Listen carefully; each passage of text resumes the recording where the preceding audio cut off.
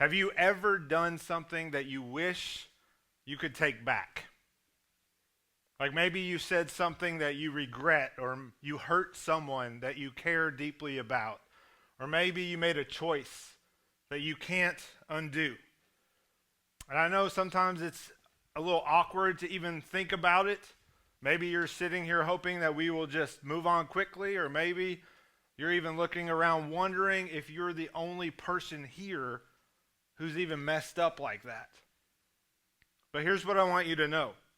If we're being honest, if everyone was being truly honest, and we should be all the time, every single person would say yes.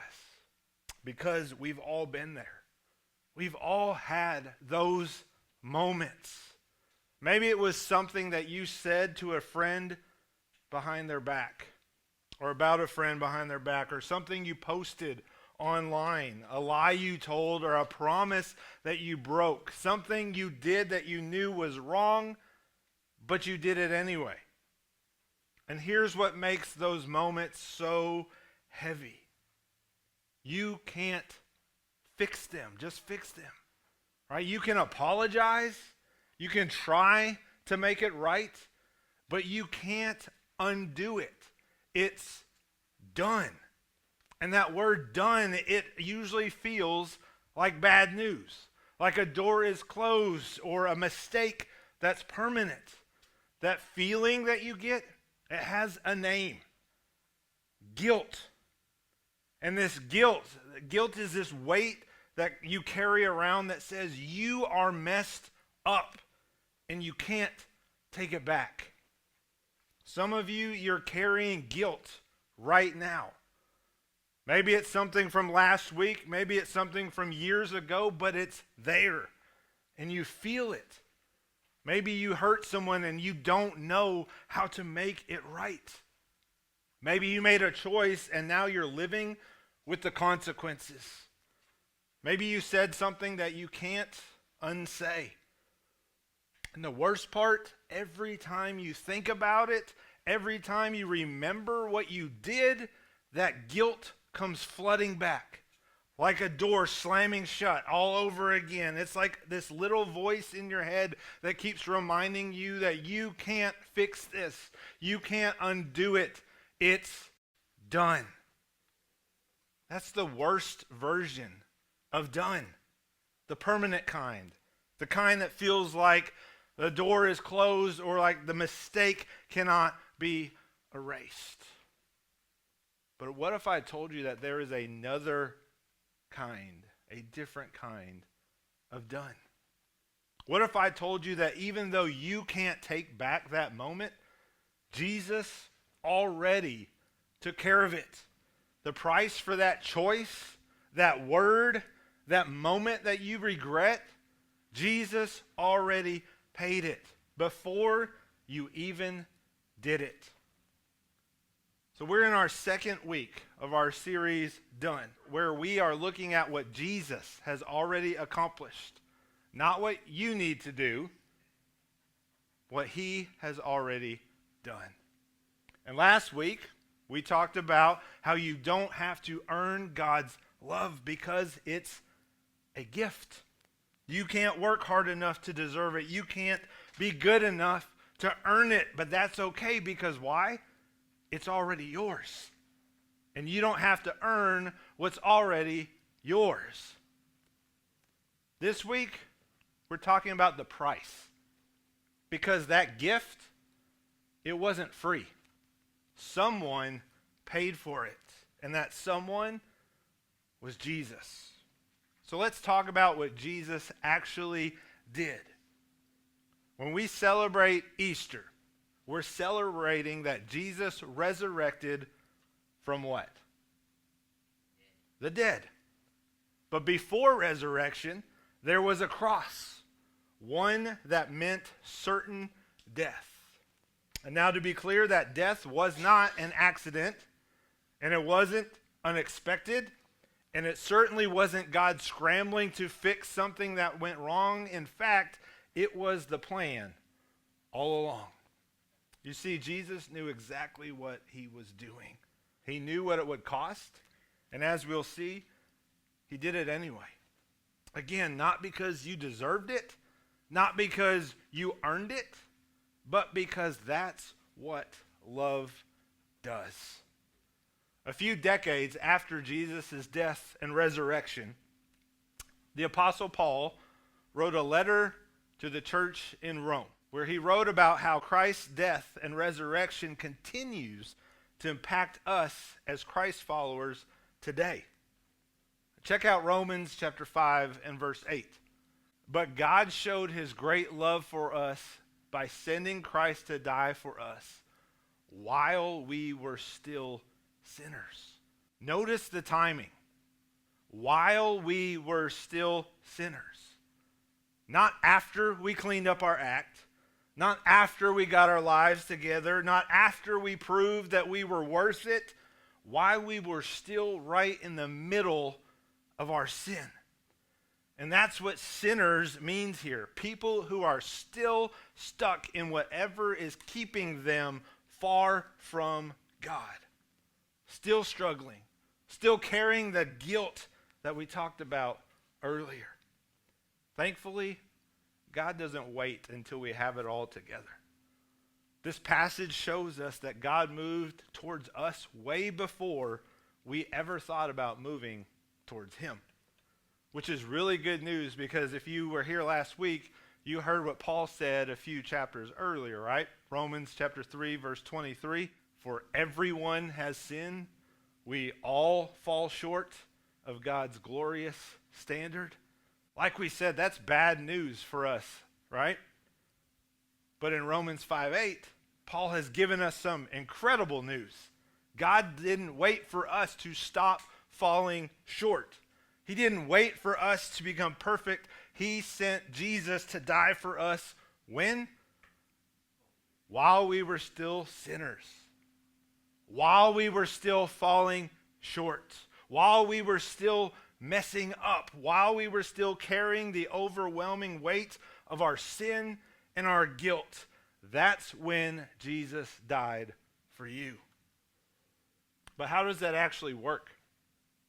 How could Jesus' death on the cross 2,000 years ago free us from our guilt today?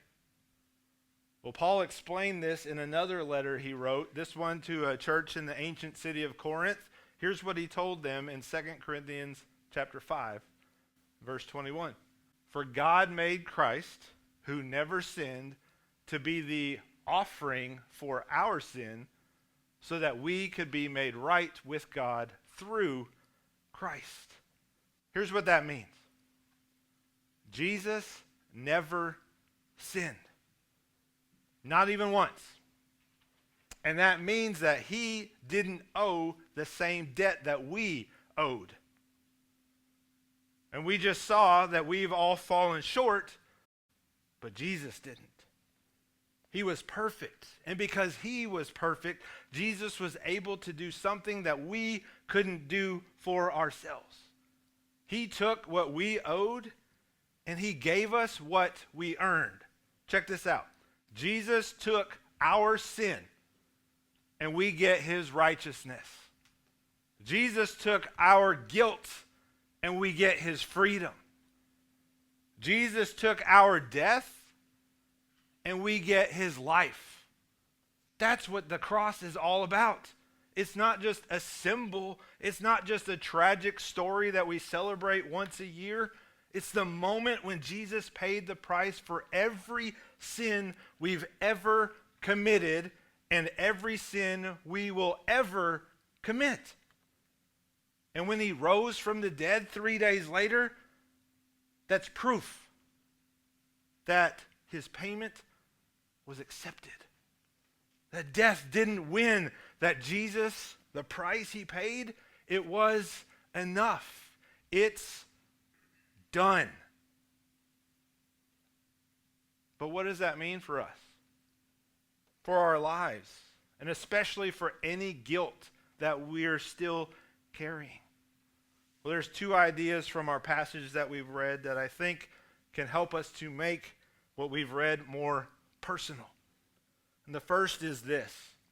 Jesus knew your name when he chose the cross. It's easy to hear that Jesus died for the world, right? John 3:16. And we think, okay, well, that's everybody. How do I know that he was thinking about me, my failures, and my guilt? Well, let me show you something. About 1,000 years before Jesus was even born, King David wrote this as a song praising God, a song to be sung to God. Check this out, Psalms 139. You made all the delicate inner parts of my body and knit me together in my mother's womb. You saw me before I was born. Every day of my life was recorded in your book. Every moment was laid out before a single day had passed. Every single moment of your life, all laid out before you even existed. God didn't just know that you would be born. He knew every day of your life. He knew every choice you were going to make. He knew every failure you were going to make, and he knew every moment of guilt that you would ever carry. Now imagine the night before Jesus was crucified. Right? He was in the Garden of Gethsemane, and he was in agony. Right? The Bible says that his sweat was like drops of blood. That's how much stress his body was under. But in that moment, he knew exactly what he was facing. He was facing the cross. He knew what it was. He knew the pain. He knew that he was about to die. And he knew you. He knew the thing that you said last week that you wished you could take back.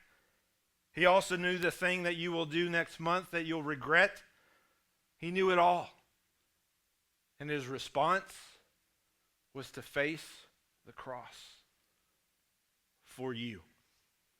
Before you were born, before you even made a single mistake, Jesus looked at your life, saw everything that you would do, and he decided that you were worth dying for. The second idea that I want us to look at tonight is this.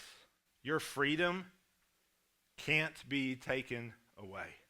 When Jesus died on the cross, what were his last words? It is done. It is finished. The price was paid. The debt was cleared. No more. It was done.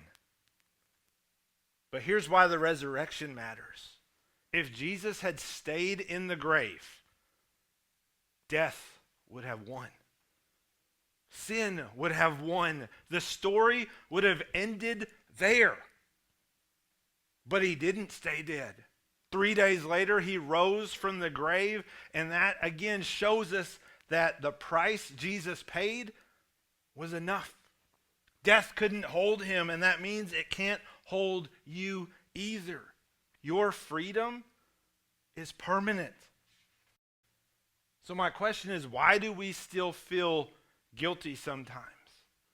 Why does the weight of our guilt still feel so heavy on our lives sometimes?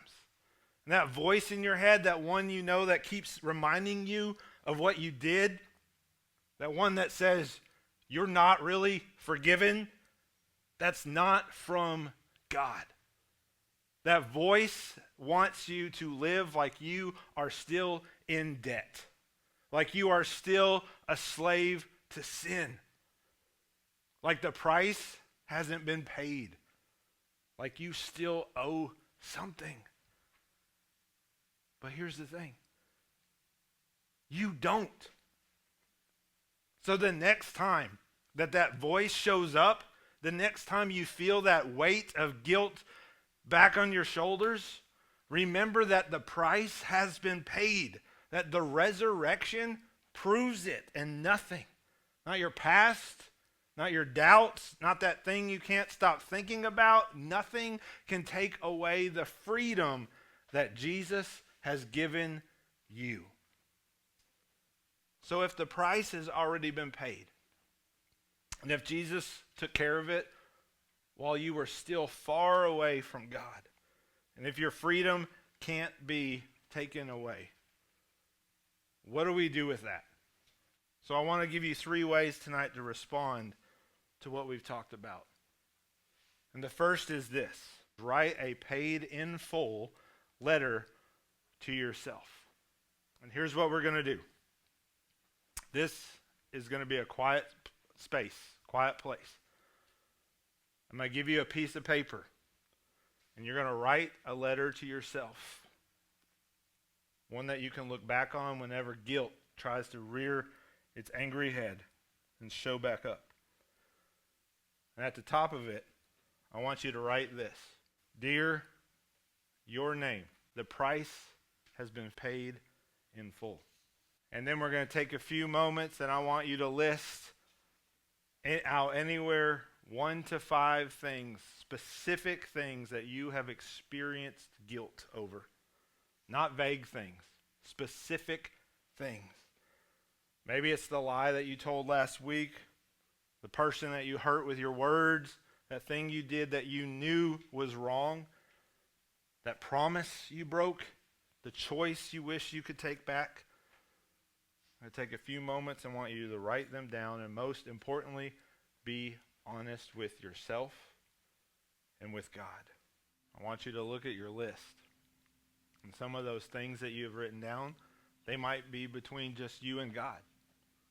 But some might involve someone else. Someone you hurt, someone you lied to, someone you need to make things right with. Okay, in that case, this letter is not a replacement for that conversation. You might need to ask for forgiveness from God or from another person or both. So my challenge to you is to take the time necessary to pray and ask God to help you make things right between anyone and you